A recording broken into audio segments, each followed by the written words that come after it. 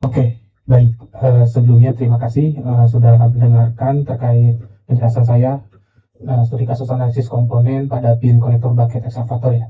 Eh, Kurang lebih komponen ini dia adalah sebuah konektor di mana untuk menghubungkan arm terhadap attachment atau bucket.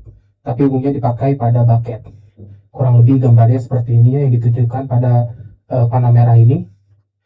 Untuk pin itu sendiri secara visualisasinya seperti ini barangnya. Lalu ada 3 barang ya, di mana barang yang terpasang di sini adalah pin yang besar ya, pin konektor yang disebut. Terus selanjutnya adalah sebuah holder ya.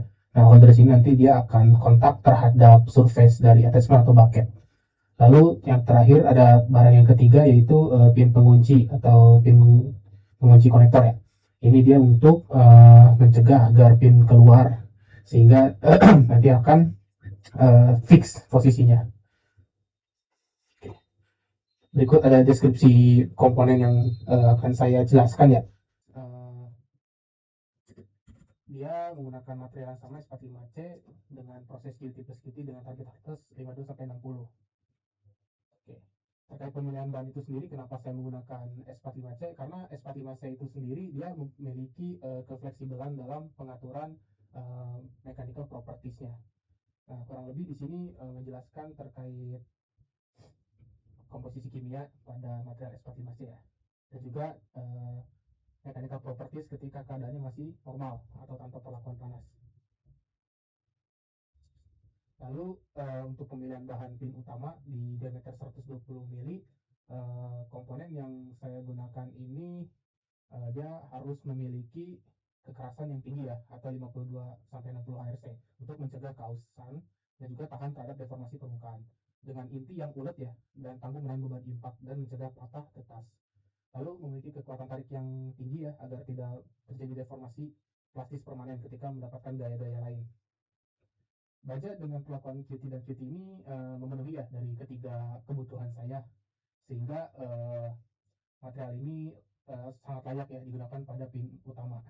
Sebenarnya masih bisa ada material lain yang seperti S450C atau 42CRMO4 yang memiliki spek yang lebih tinggi, tetapi berhubung dengan ketersediaan pasar di mana material S50C dan 42CRMO ini dia cenderung sepi ya, atau tidak banyak di pasaran, sehingga S45C adalah pilihan yang sangat tepat. Lalu untuk holder itu sendiri saya menggunakan material yang bisa menahan wettability yang baik, juga kekuatan mekanik dan juga ketangguhan yang memadai untuk menahan beban impak. Material S45C di sini juga terhitung umum ya, tetapi perlu ada pertimbangan ya dengan kemampuan welding atau wettability dengan menghitung karbon equivalent dan juga apakah memerlukan proses preheating atau tidak. Tetapi di sini saya menggunakan preheating untuk menjaga quality dari holder tersebut. Dan juga kekerasan di sini 200 sampai 230 AB dia agar bisa mencegah memenuhi persyaratan ketahanan abrasi moderat yang dialami di permukaan luar holder yang kontak langsung dengan bucket. Lalu untuk pin pengunci ini memiliki spek yang sama seperti pin 120 mili yang sebelumnya ya, dimana material S45C QT plus IQT ini digunakan untuk tidak mudah aus ya, ataupun mudah patah, sehingga bisa menahan berbagai beban atau gaya dan tidak mengalami kerusakan pada pin tersebut. Lalu untuk proses manufakturnya itu sendiri, untuk pin utama di yang diameter 120 mili ada beberapa proses ya, dimana yang pertama itu dari raw material ya. Lalu yang selanjutnya itu ada holder dengan tebal 15 mili ya, dimana holder tersebut memiliki proses manufaktur yang lebih simpel ya, dimana hanya persiapan material, boring, milling, lalu ada finishing, dan juga tentunya melakukan surface treatment agar mencegah korosi ya. Di sini surface treatmentnya saya menggunakan cat ya, pengecekan.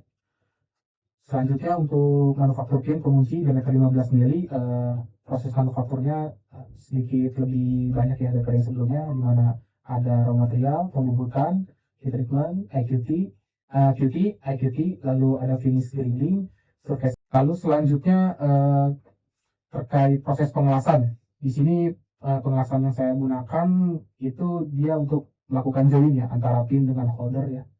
Kurang lebih sebelumnya gambarnya seperti ini ya. Nah, untuk welding itu sendiri eh, saya melakukan proses apa namanya pengelasan mengikuti standar dari AWS D1.1 ya. Eh, lalu apa namanya hmm, ada proses proses persiapan sebelum welding ya, di mana diperlukannya treatment untuk membersihkan dari kontaminan seperti karat, oli, cat, dan lain-lain menggunakan wire brushing atau degreasing. Lalu selanjutnya pelat tersebut akan dilakukan preheating uh, agar apa namanya bisa dilakukan welding dan mencegah terbentuknya hydrogen induced cracking atau rusaknya material logam akibat hidrogen yang membuat si material itu jauh lebih getas. Nah, biasanya terjadi ya di area khas. Nah, untuk pemanasan ini sendiri atau preheating menggunakan. Lalu selanjutnya untuk analisis biaya dan produksi. Analisis biaya dan produksi ini kita anggap dalam produksi bulanannya itu 50 sampai 200 unit per bulan. Dan juga ini termasuk terhadap kebutuhan aftermarket. Dan komponen biaya utama yang dipertimbangkan itu diantaranya adalah biaya material, biaya proses pemesinan, terus biaya heat treatment, dan juga pengelasan dan inspeksi. Kurang lebih harganya seperti ini ya. Ini untuk harga hanya di sini terlihat bahwasannya untuk pin utama dia memiliki harga yang tertinggi di kisaran 1,6 dalam prosesnya, dan jika dijumlahkan total kurang lebih, dan di sini ada beberapa pertimbangan ya agar biayanya lebih optimal, di mana bisa melakukan studi lagi ya terkait alternatif material dengan spesifikasi yang sama tetapi harganya jauh lebih murah. Lalu untuk optimasi parameternya juga bisa melakukan proses IQT lebih banyak ya, dalam arti lalu untuk bab 4 kesimpulan dan saran, di sini kesimpulan dari hasil pemilihan bahan dan proses material baja karbon terbukti memiliki pilihan yang tepat dan di mana komposisi kimia dan sifat mekanik dasarnya memungkinkan penerapan berbagai jenis perlakuan panas untuk mencapai sifat mekanik yang sangat bervariasi sesuai tuntutan fungsional masing-masing komponen. Lalu untuk pin utama dan pin pengunci, kombinasi perlakuan panas, QT dan IQT berhasil mencapai target kekerasan permukaan 52 sampai 60 Hz dengan inti yang tetap ulet, sehingga komponen mampu menahan beban kontak, abrasi, dan impak secara bersamaan.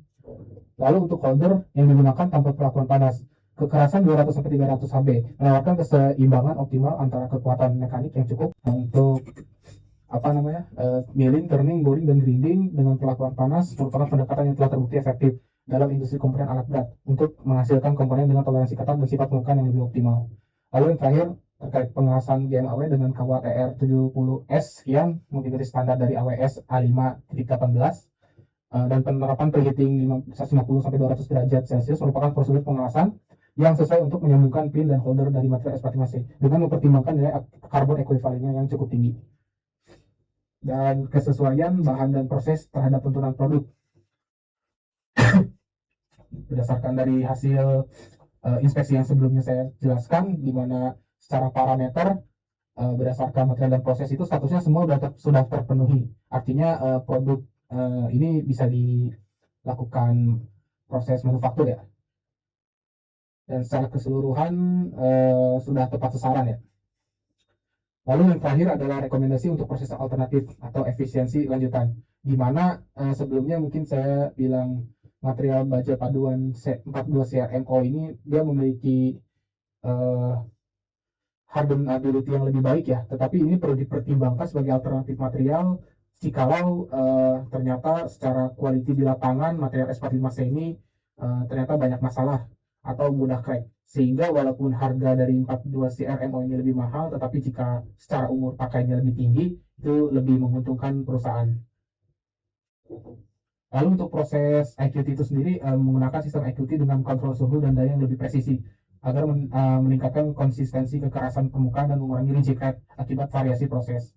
Lalu untuk pengelasan dilakukan otomasi dengan mengganti pengelasan yang sebelumnya manual menggunakan robot dan juga ini bisa meningkatkan konsistensi kualitas lasan, terus mengurangi variasi heat input antar komponen dan meningkatkan produktivitas. Sekian yang bisa saya jelaskan terkait project ini. Terima kasih atas waktunya. Selamat malam.